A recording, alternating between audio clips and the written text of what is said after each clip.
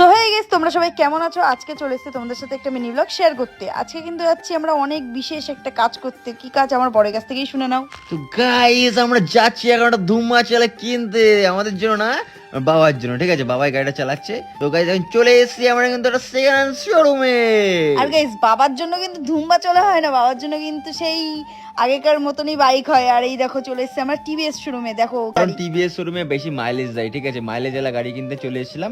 এবার মাইলেজ লাগবে, আমিও তো মাঝে মাঝে চালাবো, বাবা তো একা চালানো দিলে তো হবে না। ঠিক আছে, আমিও মাঝে মাঝে একটু খুঁচাবো। তার জন্য মানে ভিভোর দেখছিলাম, মানে অ্যাপাচি ভিভোরটা। ঠিক আছে, আর আমার বড় কিন্তু ফার্স্ট হ্যান্ড চলে না, তাই জন্য চলে এসেছে সেকেন্ড হ্যান্ড দোকান। আর এখানে এসে কিন্তু আমি এই যে চলে এসেছি ধুমবা চালের উপরে উঠে পড়েছি। এবার দেখো কি গাড়ি এটা, মুন্ডুই নেই। সাউন্ডটা শুনতে দাও, সাউন্ডটা শোনো গাইস।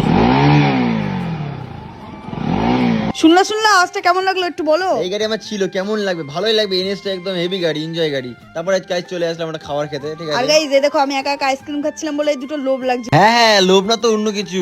চলো গাইস, এই আজকের মতো আজ অনেক ভাট বকা নিয়েছি, এবার পার্ট 2 এ বেশি ভাট বকা দেবো। চলো এইটুকু এনজয় করো।